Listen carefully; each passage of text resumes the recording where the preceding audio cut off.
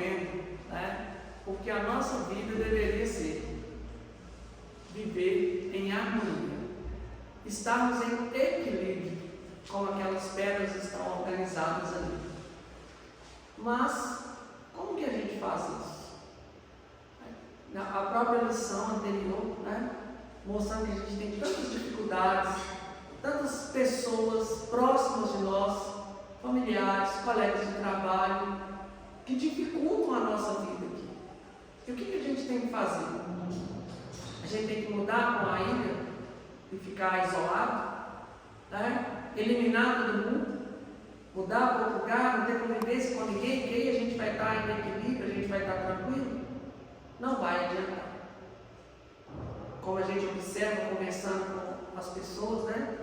Todos nós temos praticamente os mesmos problemas, só muda de endereço, mas as dificuldades são praticamente as mesmas. Então, nós precisamos nos fortalecer, conhecer, fazer a nossa parte. A gente estar em harmonia, estar em equilíbrio, em tranquilidade, independente das outras pessoas.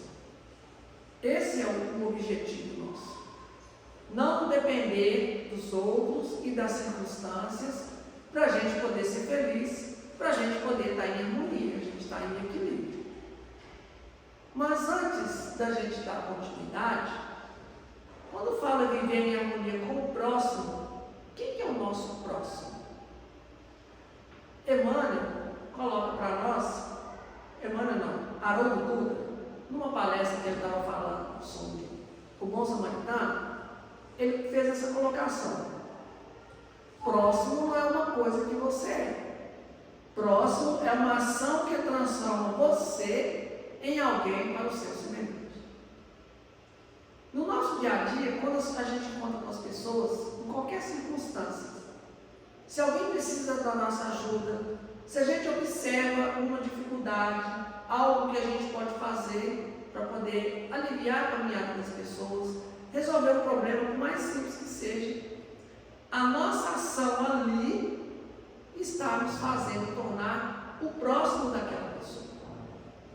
Porque eu posso ser próximo de alguém, ter intimidade com ele, conhecer, ser meu parente, morar na mesma casa, trabalhar, né? Um colega de trabalho, às vezes desde a infância que eu conheço, né? Sei a vida dele, ele sabe a minha, a gente está ali, mas às vezes ele não é meu próximo, ou eu não sou próximo dele.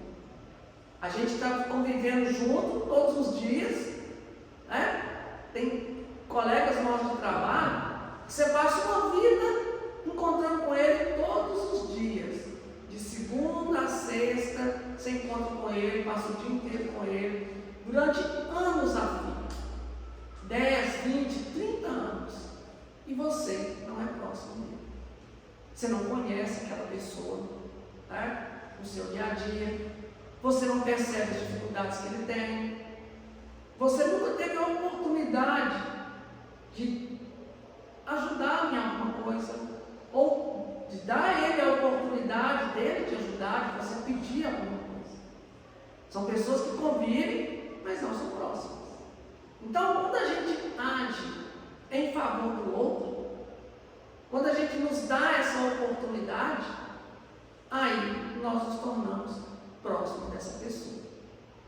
Porque tem hora que nós temos circunstâncias na nossa vida que quando a gente precisa de alguma coisa, quem que a gente vai procurar? Às vezes você procura aquele que é um conhecido, um parente, e a hora que você chega para poder pedir qualquer coisa que seja, tentar resolver alguma coisa, aquela pessoa fala assim, eu não posso, agora não dá, não tem jeito. Então ele deixou de ser seu próximo. E às vezes aquele que você convive pouco, ou às vezes acabou de conhecer, chega e resolve o seu problema. Então aquele se tornou o seu próximo. Mas o que nós precisamos principalmente fazer e refletir é quantas vezes nós estamos sendo o próximo de alguém. Quantas oportunidades aparecem para nós no nosso dia a dia e nós estamos aproveitando para ser o próximo de alguém. Paulo, na carta aos Colossenses, no capítulo 3, ele fala o seguinte: e sobre tudo isso, revestidos de amor, que é o vínculo da perfeição, e a paz de Deus, para a qual também foste chamados em um corpo, domine os vossos corações, e sede agradecidos. Quando a gente fala em convivência com os outros, é um pouco difícil, né? A gente conviver. São ideias diferentes, são embates, às vezes por causa de quase nada. Às vezes você briga com uma pessoa ou tem um atrito porque um gosta de café com açúcar e o outro gosta sem açúcar.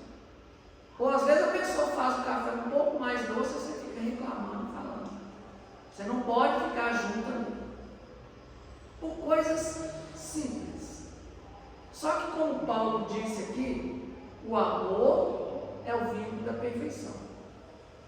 Em tudo que nós formos fazer, a gente tem que fazer com amor.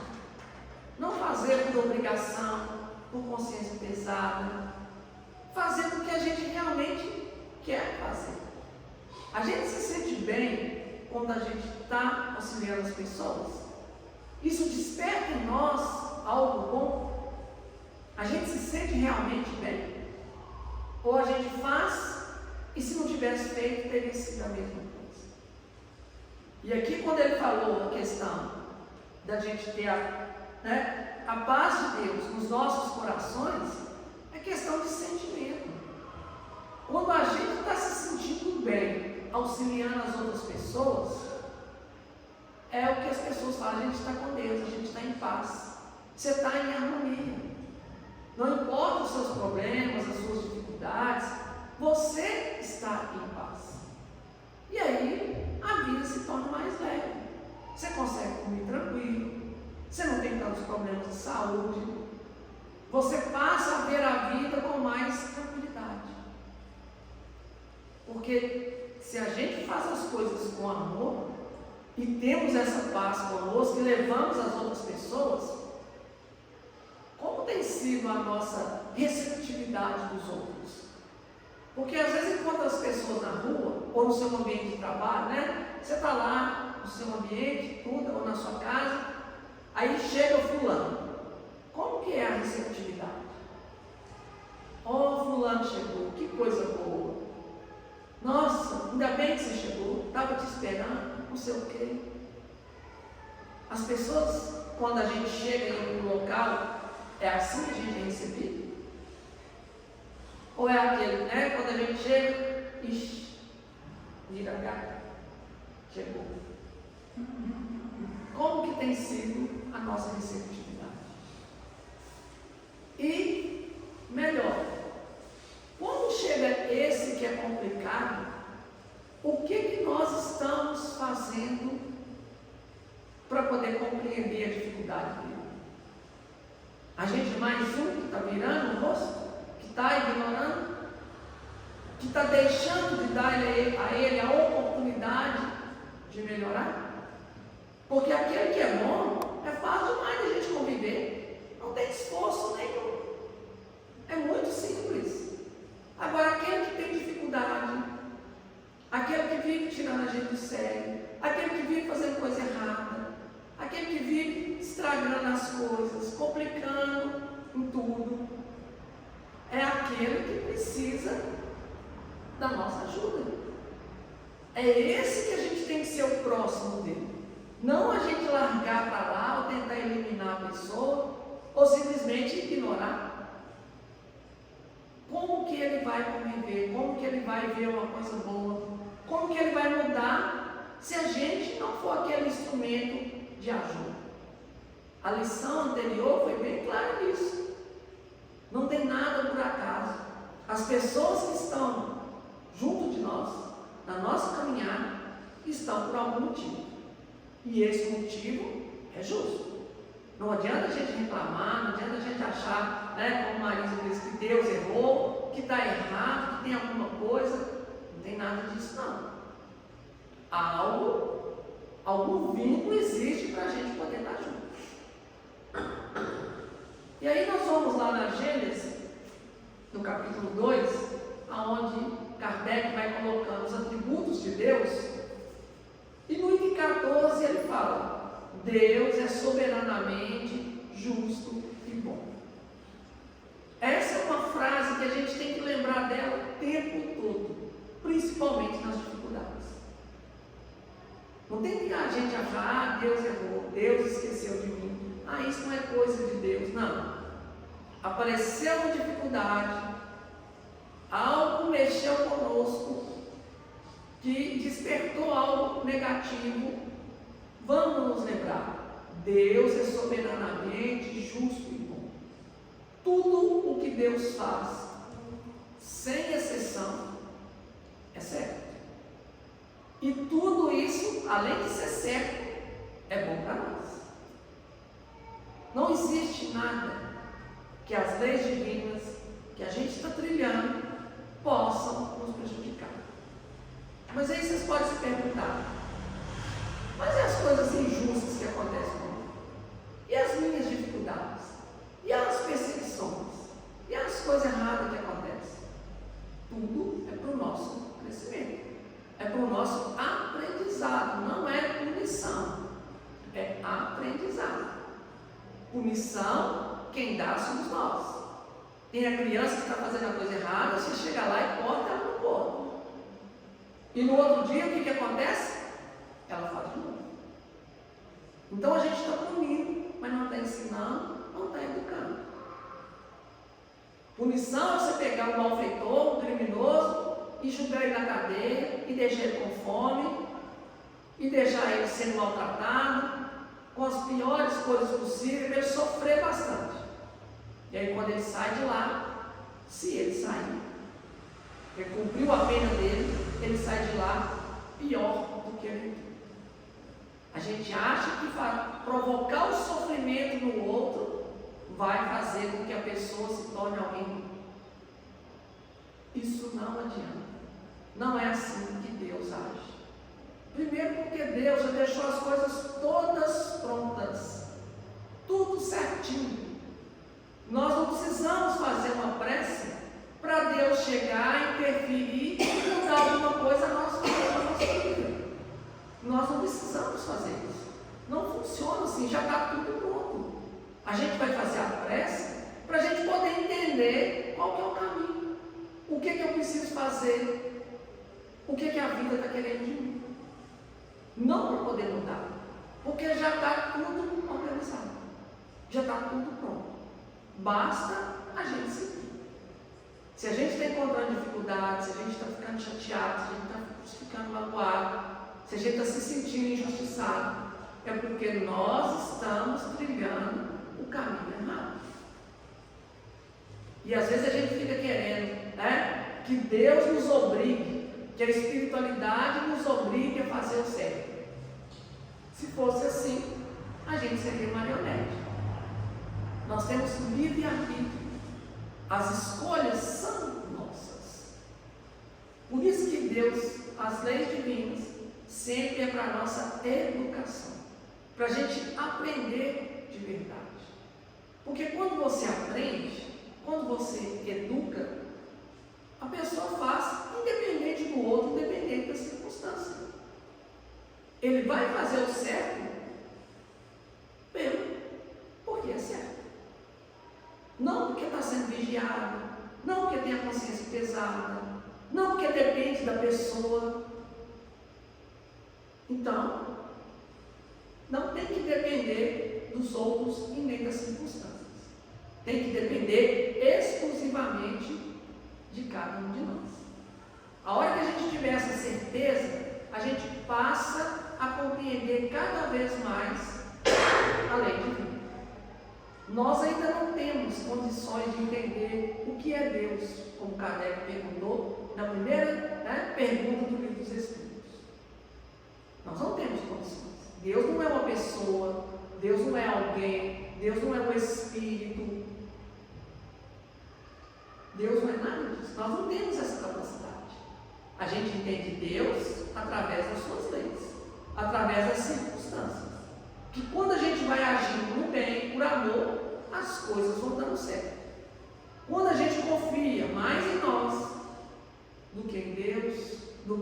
nos ensinamentos do Evangelho do que na providência divina. Aí as coisas ruins começam a acontecer por culpa nossa. E a gente sempre é nos dado a oportunidade de fazer diferente e voltar para o caminho. Então nós precisamos pensar sobre isso. E a questão do outro é justamente nessa parte. Nós somos bons com quem? Tem como a gente ser bom sozinho? Tem como a gente ser mal sozinho? Tem como eu ser egoísta sozinho? Vamos pegar os defeitos. O que significa ser egoísta?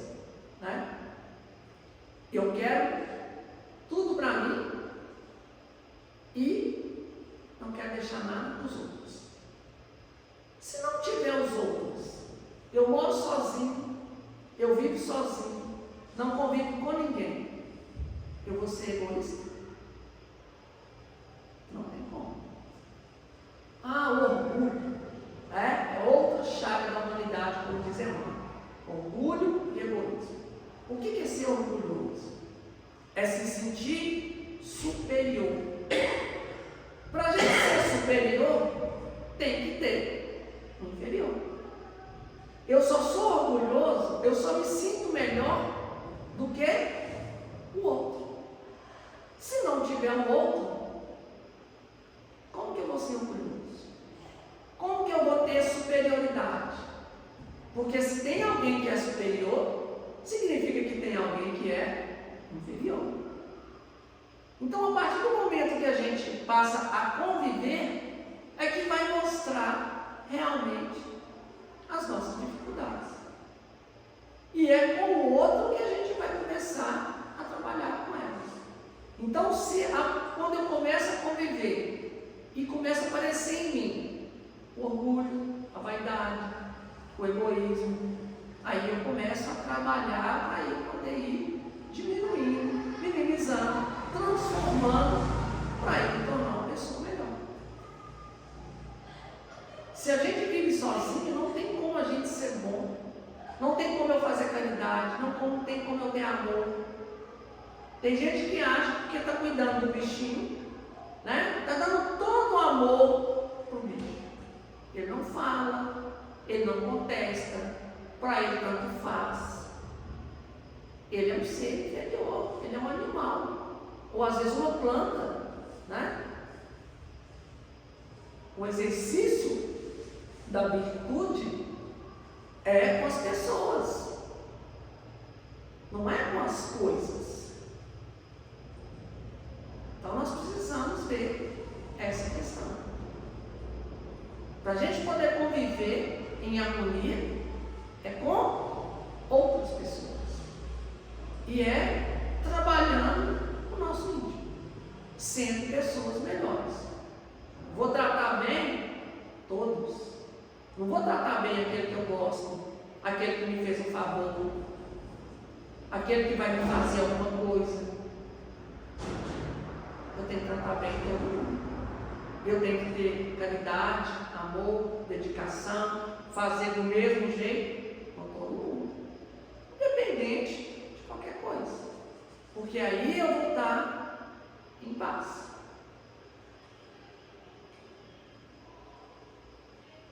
No livro O Evangelho segundo o Espiritismo, no item O Dever, os Espíritos colocaram o seguinte: o homem que cumpre o seu dever ama a Deus mais que as criaturas, e ama as criaturas mais do que a si mesmo.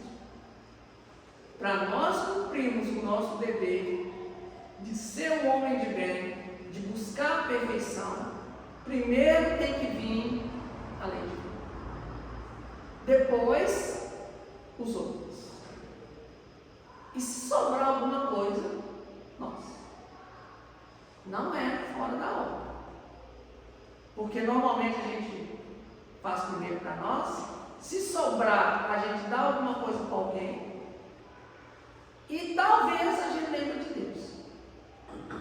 Não é assim, porque quando a gente coloca Deus no primeiro lugar, eu vou fazer o certo independente das questões. eu estou ali com uma ficha, né, para poder dar prioridade para conseguir um emprego para alguém. O que é o certo? A lei fala que é na ordem de chegada, é na ordem de idade, tem todos os critérios. Aí chega um amigo meu, chega um parente, eu vou e passo na frente. Estou burlando a lei de Deus. Chega uma pessoa que é chata, que já me enganou, que já fez alguma coisa comigo, aí eu ponho lá no final. Cadê a lei divina? Correta para todo mundo. Não importa se é seu pai, sua mãe, sua esposa, seu filho. Certo é certo. Não tem que ter discriminação. E olha que eles são parentes hoje. Porque aquele que você está pondo lá no final da fila, pode ter sido seu parente, seu filho, seu pai, na outra encarnação. E aí você teve aquele monte de problema, e agora você está ali tendo que fazer o certo, e você está fazendo escolhas. A gente vai conseguir dormir tranquilo com isso? Nós, como eu disse no início, a gente se sente bem quando a gente está fazendo certo? Ou isso dói? Ou isso para nós tem hora que é complicado? Porque se a gente não se sente bem quando a gente está fazendo certo, nós estamos sentindo bem quando? Ou nós estamos fazendo as coisas erradas? Ou nós estamos enganando? Quando nós estamos ganhando ilicitamente? Quando nós estamos passando a perna nos outros? Quando a gente consegue burlar alguma coisa? Aí a gente se sente bem, que a gente é esperto, conseguiu. É assim que nós estamos sentindo bem? Você dorme tranquilo, sem nenhum problema, sabendo que você prejudicou, que você fez um monte de coisa que não deveria. Questão de consciência. E na hora que a gente faz o certo, a gente não tem essa paz por ter feito o correto. Então, olha a nossa condição. Nós temos tudo para a gente poder ser feliz. O problema somos nós. É a gente fazer com o que a gente tem, com o que a gente é. E, como disse aqui, seguindo a lei de Deus primeiro, depois eu vou pensar nos outros, e depois eu penso em mim. Então nós precisamos colocar as coisas na ordem correta, porque sempre vai dar certo. Se não está dando certo, somos nós que estamos fazendo errado. Não é a lei divina que está errada, não. No livro Pensamento e Vida, capítulo 3, inclusive ele está sendo estudado aqui, né? Nós temos o item 3, cooperação. E Emmanuel fala o seguinte: a cooperação espontânea é o supremo ingrediente da ordem.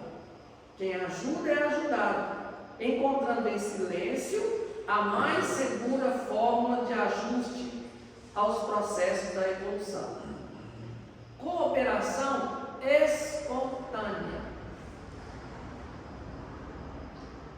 Espontânea é o quê? É livre. Domingos vive ajudando as pessoas, mas a maior parte das vezes não valeu não, porque Maria chegou Domingos, vai lá ajudar fulano, Domingos vai fazer isso, Domingos vai fazer aquilo.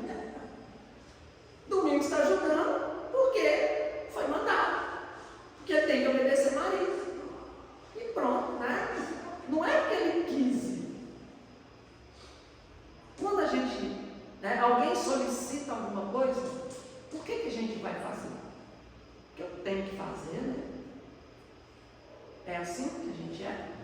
Quando você está ajudando, está fazendo qualquer coisa certa, né? Dentro, às vezes, até da sua obrigação, a gente tem essa cooperação espontânea. A gente faz porque a gente sabe que é o correto, que a gente tem que fazer. Aí as coisas funcionam. Mas se a gente está sendo obrigado a fazer as coisas, principalmente certas, chama para poder vir a faxina. Não tem ninguém, nem eu tenho que ir. Chama para poder ajudar alguém a fazer alguma coisa lá no seu serviço. Eu estou recebendo, eu vou. Eu ganho pouco, mas eu tenho que fazer.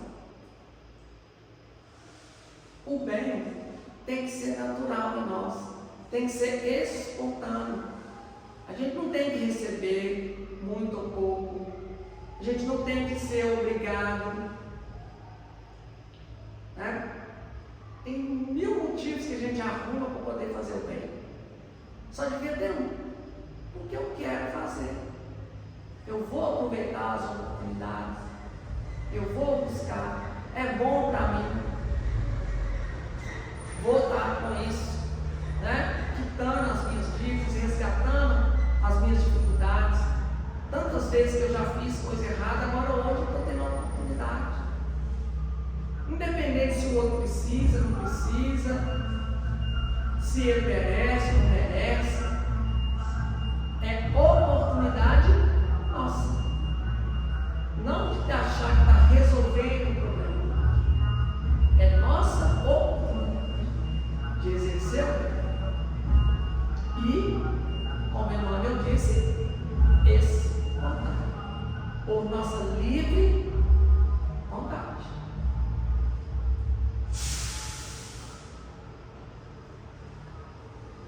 No livro Contos e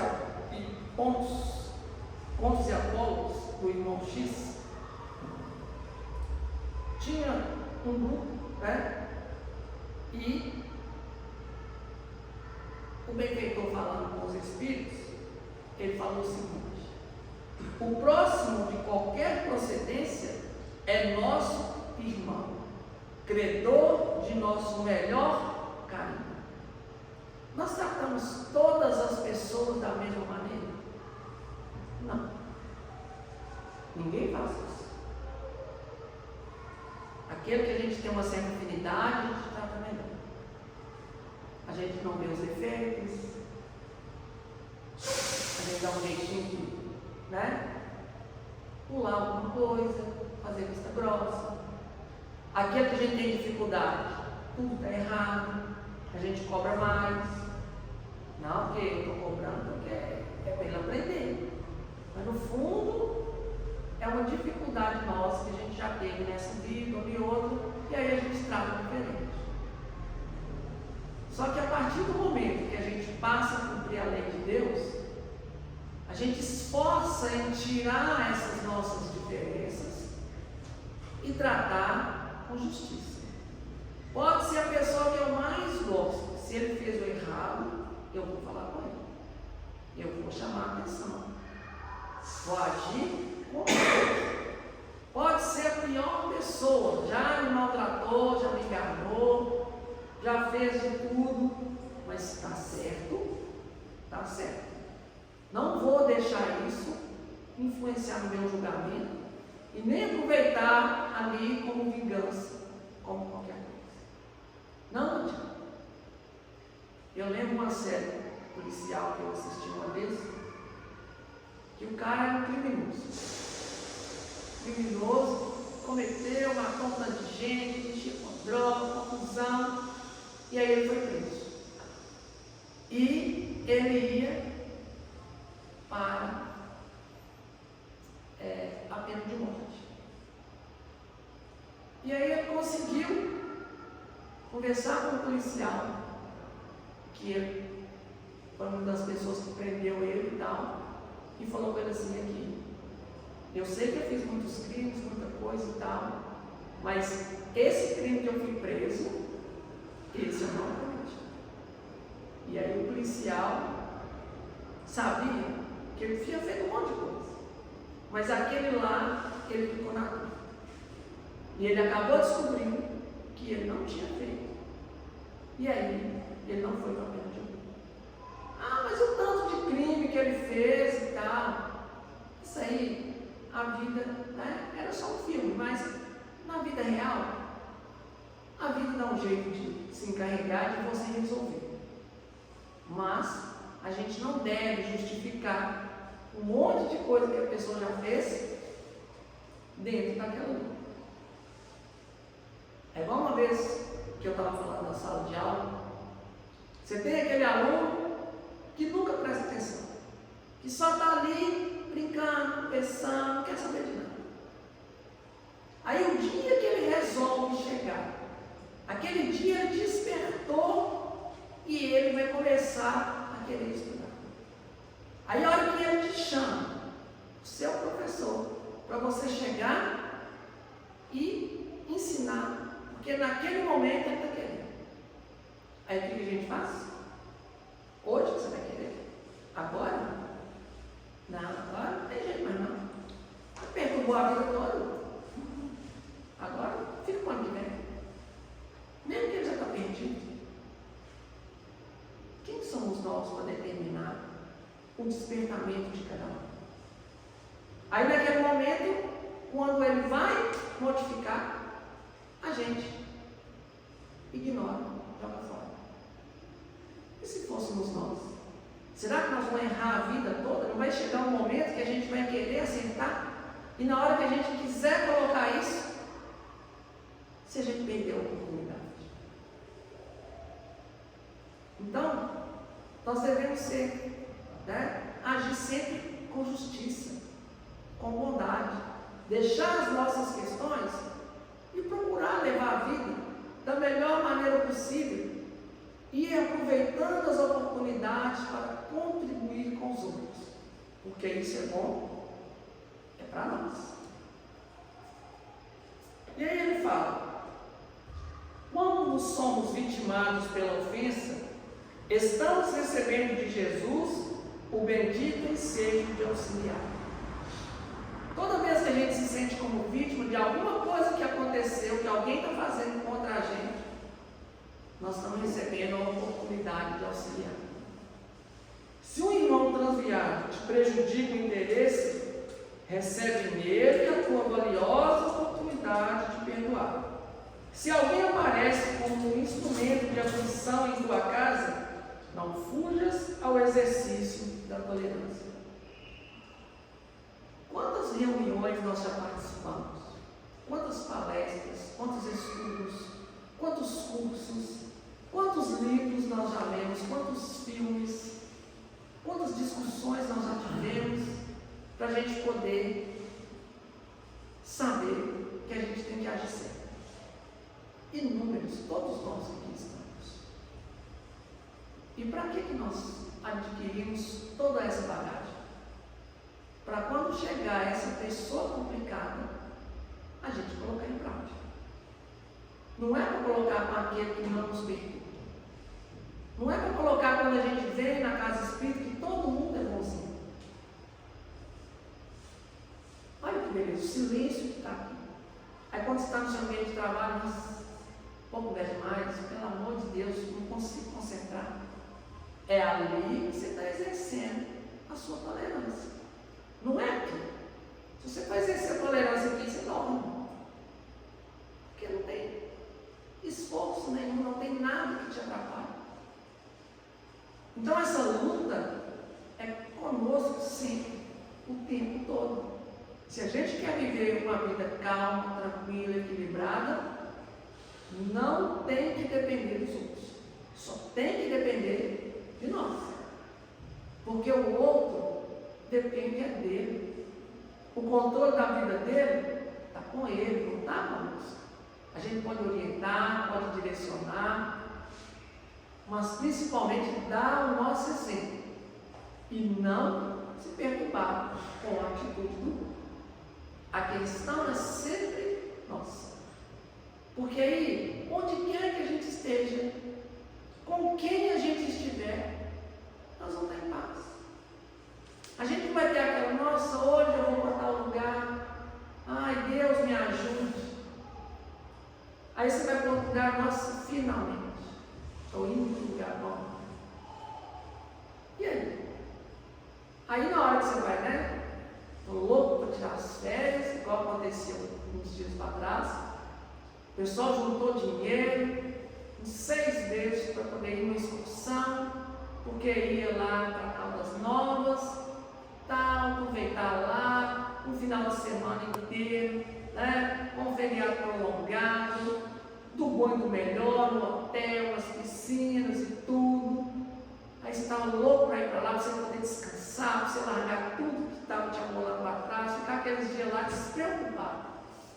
Aí chega no dia da expulsão, o cara dá o cano e some. E aí? O que você vai fazer?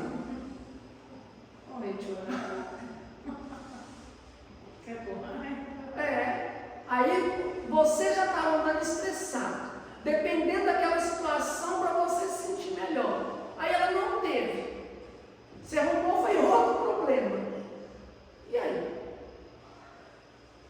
Como que você vai se livrar disso? Como que você vai ficar em harmonia? Como que você vai ficar tranquilo?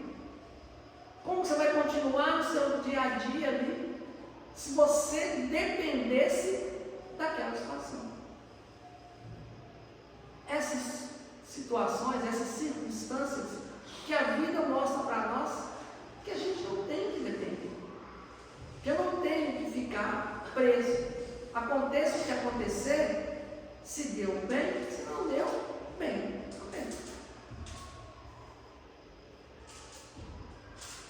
No livro Boa Nova, no capítulo 7,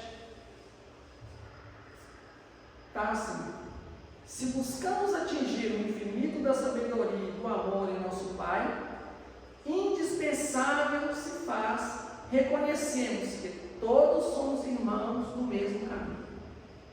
Capacita-te de que ninguém pode dar a outro aquilo que ainda não possui no coração. Vai, trabalha sem cessar pela tua grande vitória. Zela por ti e ama teu próximo, sem olvidares que Deus cuida de todos. São palavras maravilhosas, mas que a gente tem que esforçar em colocar em prática. Para a gente poder exigir ou até pedir dos outros alguma coisa, se nós não tivermos, não adianta.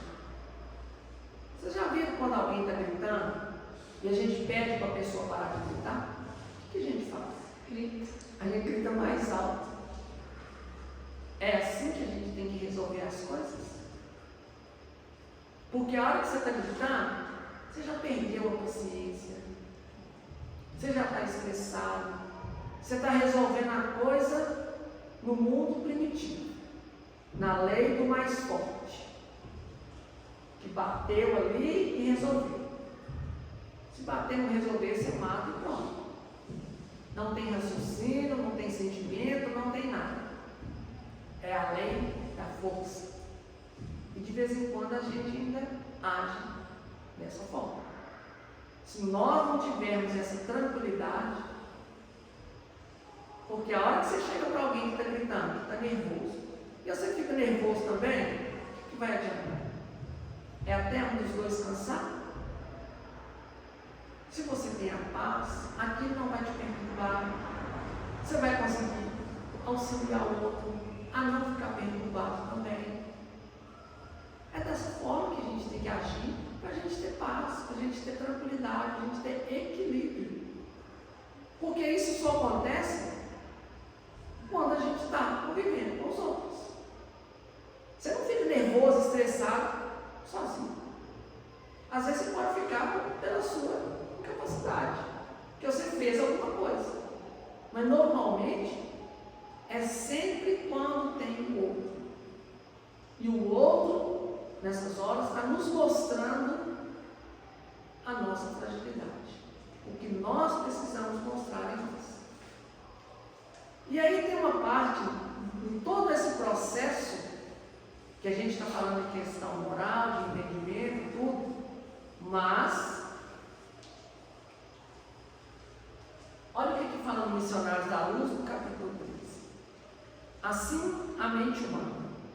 Dela se originam as forças equilibrantes e restauradoras para os trilhões de células do organismo físico. Mas quando perturbada, emite raios magnéticos de alto poder destrutivo para as comunidades celulares que acertam. Tudo que nós fazemos no nosso dia a dia, primeiro vem do pensamento, da nossa mente.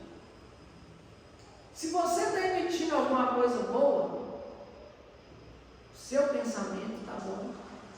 Se você está emitindo alguma coisa ruim, seu pensamento está com baixas vibrações. E aonde que isso reflete? No nosso corpo. Porque quando você está em paz, você está em tranquilidade, você não tem dor de cabeça, você dorme bem à noite, tudo vai para a rua. Mas quando você está com raiva, quando você está revoltado, quando você está magoado, quando acontece alguma coisa que você está perturbado, isso vem do corpo. Você adoece, você fica com a imunidade baixa. Hoje é chique falar, né? Eu estou com a imunidade baixa. Por que você está com a imunidade baixa? O que aconteceu? Você está com a imunidade baixa. É só a alimentação? A gente olha mais só por esse lado, né? De alimentação. Mas, porque eu estou estressado. Por que você está estressado? Tudo isso é o nosso proceder no dia a dia. Então, quando a nossa mente está perturbada por causa das nossas atitudes, por causa da nossa incompreensão, por causa da nossa mágoa, tudo isso faz com que a gente fica com o padrão baixo, a mente emitindo energias negativas, né? De nível ruim, e aí o corpo sofre. Aí você fica com a imunidade baixa, qualquer coisinha você está doente, você tem dor de cabeça, você não dorme de noite, tudo contribui para que seu organismo vai se complicando, porque a mente vai fazendo isso. Então, nós vivemos em harmonia com os outros, além de ser bom para nós, para a nossa evolução, é bom também para o nosso corpo. A gente deixa de adoecer. Já viu tanto de farmácia que tem hoje? Antes da pandemia, era só casa de festa. Aí veio a pandemia e deu uma cepada nas festas. Aí o povo começou a abrir farmácia. A culpa é da pandemia.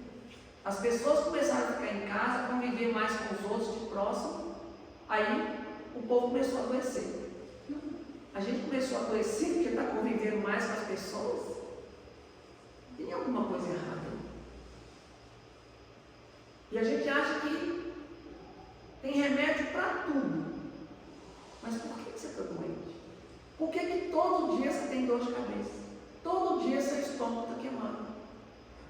Todo dia você tem um problema de saúde. Ou aquilo nunca que cura. Aí você tem que ficar gastando uma fortuna em remédio. E o remédio não faz efeito. Tem hora que você tem aquela dor de cabeça terrível. Aí você toma a dipirona de 500. Aí ela, né? A dipirona de 500 hoje já virou água, né? É farinha. É água com açúcar. Porque agora é a de 1000. Daqui uns dias vai ter a de 2000, né? De 2 gramas. Que é aquela violenta. Resolve qualquer dor. Mas qual é a causa da dor? Será que quando a gente tem uma dor é só chegar e tomar um remédio? Pronto. Por que a gente está tendo tantos problemas de saúde? Tantos desequilíbrios? Que o outro fica me fazendo raiva e minha cabeça dói. Então o problema é você deixar o outro te fazer raiva. Aí você vai ficar em paz, não vai ter esse problema, e aí você fica em harmonia. Não vai gastar com remédio, porque o remédio, por mais que ele atue diretamente naquele sintoma, sempre tem algum efeito colateral, sempre tem alguma coisa que vai complicando o nosso corpo. Então, quanto menos remédio a gente tomar, melhor. O remédio é necessário? Sim, a partir do momento que nós perdemos o controle. O remédio vai nos auxiliar a voltar para o comum. Mas o objetivo nosso é estar em harmonia, em equilíbrio, para não precisar tomar. Mas enquanto você está tomando, até você se harmonizar, é necessário. É uma bênção. Tá? Eu bati a mão na parede, né? Num ato de raiva, eu quebrei os dedos lá. Ainda bem que tem a morfina, que aí a dor passou, fiquei tranquilo, foi lá no hospital, resolveu tudo. Que bom. Bom seria se você não tivesse tido ataque de raiva, não tivesse batido na parede. Ia evitar um monte de coisa. Mas em equilíbrio. Espontâneo. Tem uma vez assim, se eu bater na parede, né, eu vou quebrar minha mão, então eu não vou quebrar. Mas o ideal é a gente assim, eu não preciso bater na parede. Nem passa pela minha cabeça essa coisa. Eu estou em paz, eu estou tranquilo. Então, só para a gente poder encerrar, nesse mesmo capítulo, o mentor Apulei fala com André, pergunta para André: em sua experiência última na costa, quando envergava os fluidos carnais, nunca sentiu perturbação no fígado depois de um atrito verbal? Você já viu quando a gente tem gastrite? Gastrite nervosa. Você ficou nervoso, o estômago cria, né? Gera um monte de ácido ali e você fica com aquele mal-estar. Fígado dá problema quando a gente fica extremamente nervoso. Tem até um caso no livro Missionário da Rússia, que uma senhora tinha um problema, acho que era no fígado, justamente por causa de um ataque de raiva. Aí ela estava com icterícia, por causa de um ataque de raiva. Todas as nossas doenças são originárias do espírito e vem do nosso comportamento. Se nós tivéssemos um comportamento melhor, se nós fôssemos mais educados, a nossa vida seria muito mais saudável, tanto fisicamente quanto mentalmente.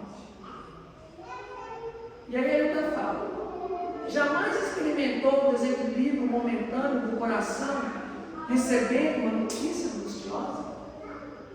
Quantas vezes a gente recebe uma notícia, o coração dispara, você fica nervoso, tremendo, aquela perturbação, porque aconteceu isso, aconteceu aquilo, não tem o que se fazer, você está lá em desequilíbrio, extremamente nervoso. Cadê a nossa confiança em Deus nesse momento? Não é questão de ser insensível e ser frio diante das situações, é de entender. Aconteceu tal coisa, vamos lá, o que nós podemos fazer? A gente pode ficar com raiva, a gente pode ficar nervoso? Pode. É uma emoção que nós ainda não dominamos por causa da nossa condição. Mas um dia nós vamos dominar.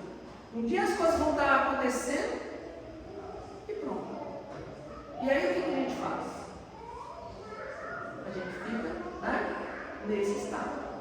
Mas, se nós tivéssemos uma visão melhor, uma confiança maior, recebeu a notícia, o máximo que você pode ficar nervoso, triste, magoado, 15 minutos. Passou de 15 minutos, né? Dá tempo a você chorar, você ali digerir aquela situação. 15 minutos. Passou, o que nós vamos fazer agora? Vamos agir para poder resolver, melhorar. E pronto. E segue.